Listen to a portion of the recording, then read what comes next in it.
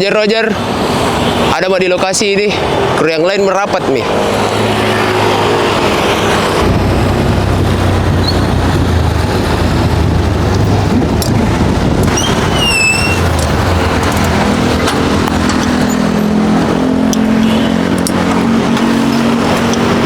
Bro.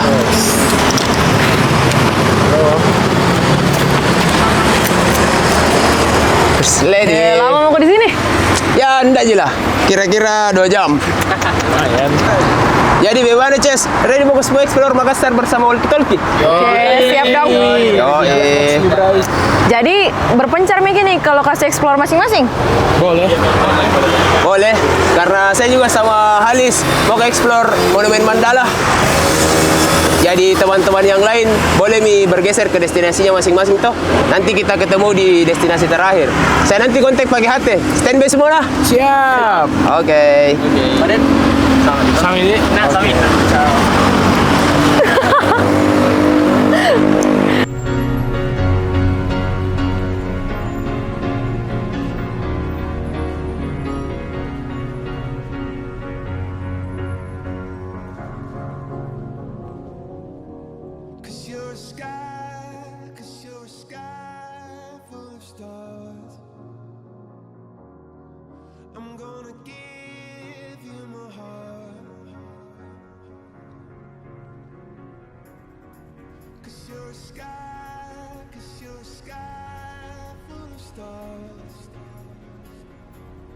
Halo Ces.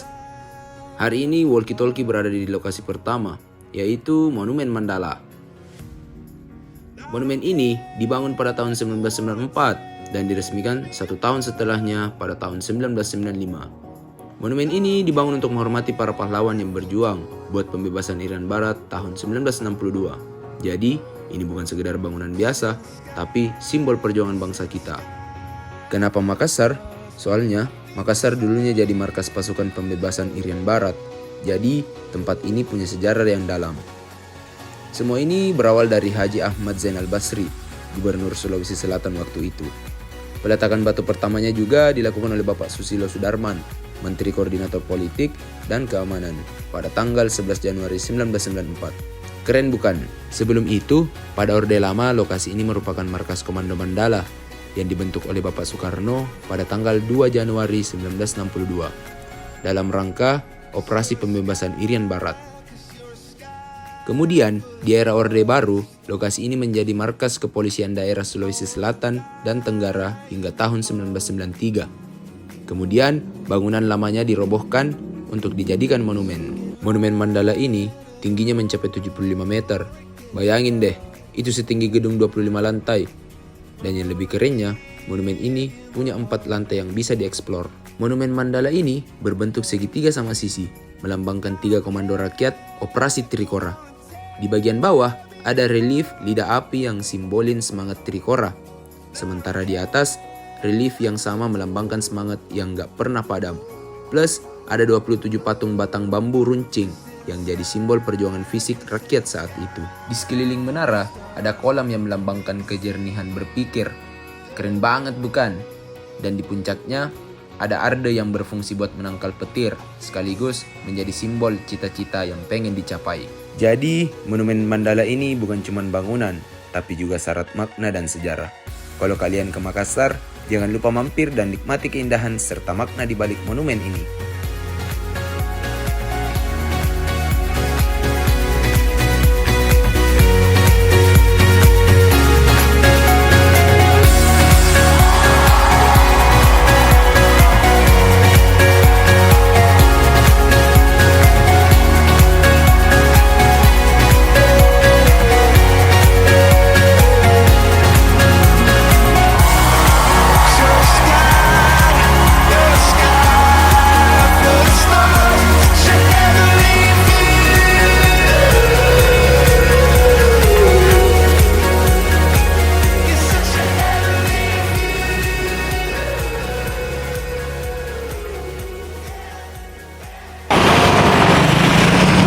Roger, Roger, menuju ke lokasi.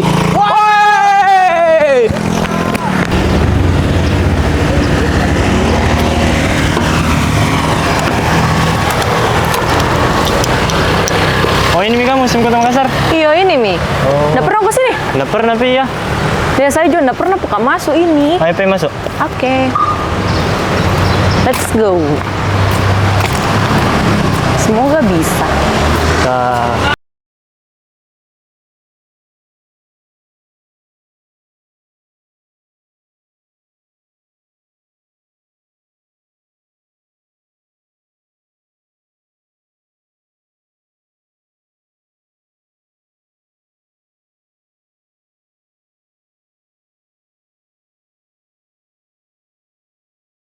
Oke, selamat datang di museum. Ingin berkunjung? Iya Kak, Iya, Kak. halo.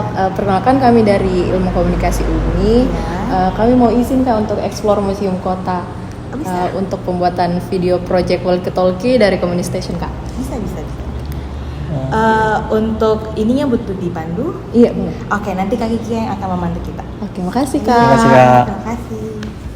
Assalamualaikum warahmatullahi wabarakatuh. Perkenalkan, nama saya Kika. Saya adalah salah satu edukator di Museum Kota Makassar. Mungkin saya akan bercerita sedikit tentang sejarah dan perkembangan dari Museum Kota Makassar. Jadi Museum Kota Makassar ini dulu bangunannya adalah bangunan pemerintah kolonial Belanda. Dibangun di tahun 1916 sebagai kantor Dewan Kota Belanda. Jadi di saat Belanda memerintah di Makassar, bangunan ini difungsikan sebagai kantor pemerintahan pertama yang dibangun oleh Belanda di luar benteng Rotterdam. Setelah Belanda meninggalkan Makassar, bangunan ini juga pernah difungsikan oleh pemerintah Jepang sebagai kantor wali kota Jepang di Kota Makassar. Setelah Jepang meninggalkan Makassar, bangunan ini difungsikan sebagai kantor wali kota Makassar, pernah juga menjadi kantor catatan sipil, pernah juga menjadi kantor Bapenda.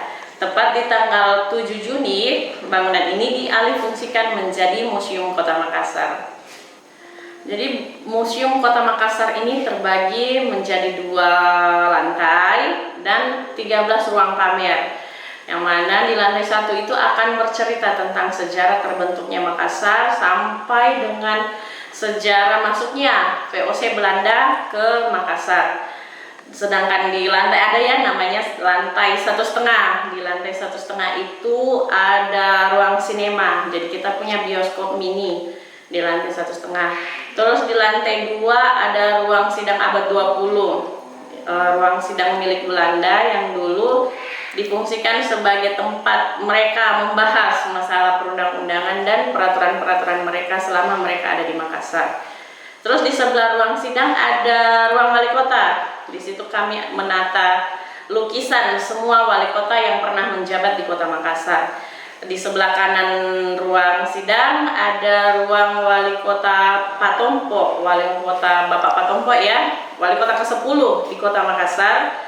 Di situ ada di depan sebagai dibuat menyerupai ruang tunggu Bapak Wali Kota, dan di dalamnya itu ada diorama tentang Bapak Wali Kota Patompo di saat menjabat sebagai wali kota. Jadi penataannya itu sama di saat Bapak Wali Kota masih menjabat sebagai wali kota. Oke, berbicara tentang koleksi Museum Kota Makassar, kita ada bata runtuhan Benteng Sumbawa sebagai pengantar materi. Setelah itu ada rempah-rempah, ada keramik juga. Terus ada apa lagi ya? Ada peluru meriam dan beberapa meriam juga.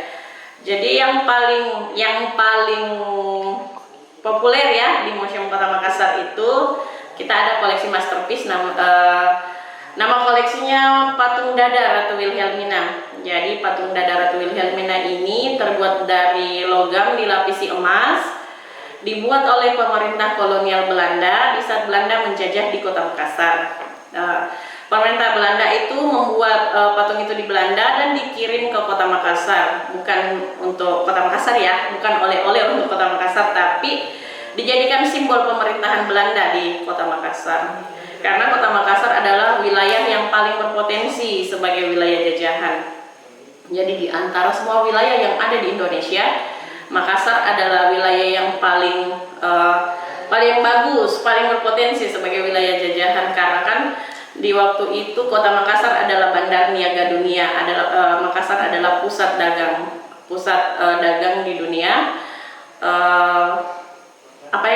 bandar niaga terbesar yang ada di dunia. Jadi kalau kita mau cerita tentang fakta yang unik juga tentang Museum Kota Makassar, Museum Kota Makassar punya satu ruangan yang sampai sekarang belum dibuka. Jadi ruangan itu dibuat oleh pemerintah Belanda. Tapi di sebelah ruangannya itu kita masih bisa manjat ke atas, ada lubang dan bisa merekam. HP bisa dimasukkan ke dalam dan kita bisa foto. Di dalam itu masih ada 6 brankas, terus ada piala yang masih berwarna emas setinggi ini. Terus ada beberapa koper-koper, brankas, terus ada berkas-berkas yang berhamburan dan pintu serta jalan yang menuju ke bawah. Jadi tahun lalu kita sudah meminta untuk dibuka. Kita hubungi semua ahli cagar budaya untuk berdiskusi bagaimana cara membuka ruangan ini. Tapi tidak disarankan untuk membobol karena itu akan merusak bangunan cagar budaya. Jadi kita diberi saran, kita hubungi perusahaan brankas yang ada di Belanda, namanya Lips. Lips itu masih beroperasi sampai sekarang. Kita hubungi pemerintah Belanda dan meminta pemerintah Belanda menyampaikan ke perusahaan brankas Belanda untuk datang ke Makassar dan membantu kita buka ruangan itu. Oke, jadi memang saya sebagai edukator itu banyak pertanyaan kenapa harus Ratu Wilhelmina yang dijadikan koleksi masterpiece. Waktu kemarin saya juga ada pelatihan sebagai kurator juga, itu juga pertanyaannya kenapa harus Ratu Wilhelmina yang dijadikan masterpiece. Alasannya karena koleksi Ratu Wilhelmina ini, patung dada Ratu Wilhelmina tidak dimiliki oleh museum-museum lain, dan bisa dibilang patung Ratu Wilhelmina ini satu-satunya di dunia. Jadi memang koleksi ini tidak dimiliki oleh siapapun. Beda dengan bata, ada di museum lain, peluru meriam ada di museum lain, koin, keramik itu ada di museum lain, tapi untuk patung dada Ratu Wilhelmina memang satu-satunya di dunia. Keren itu dalam, Di. Deh, keren sekali ya. Mana mainan anak? Katanya mungkin ketemu di benteng. Roger, kalian sudah di mana? Nyaman nih skill apa ya nih? Segar banget Kia men. BTW mana mi anak-anak yang lain ini? Nah itu juga saya cari dari tadi, tapi tidak ada muncul-muncul. Rencana sama-sama mungkin saja explore kini benteng. Iya, sudah rencana awal, tapi tidak ada infonya lewat hati kah mereka? Kalau untuk hati tadi nak kabari ya, cuma tidak jelas kayak mana bilang. Nah, di mana lah mereka semua ini? Aduh.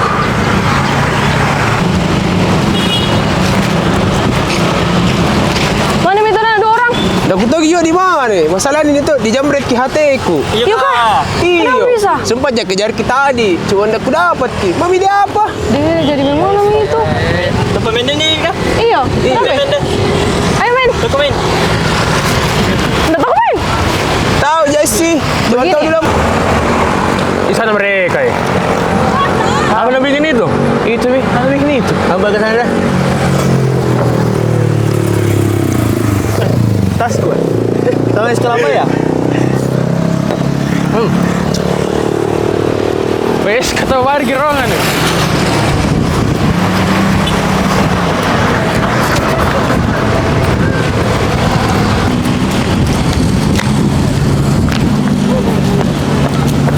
Kena capek mak. Dah capek bayar saya. Weh, apa nak bikin? Wenden deh ini anak. Dari tadi aku tunggu info, katanya mungkin sama-sama explore. Deh begini bro, masalah juga tuh hatiku dijamret ki. Weh, kenapa bisa? Deh sempat ya kejar kita tadi, cuma aku dapat ki. Mata sama sekali kelihatan juga iya. Itu mi saya cari-cari juga. Bagaimana pelakunya kah? Woi, sana dia.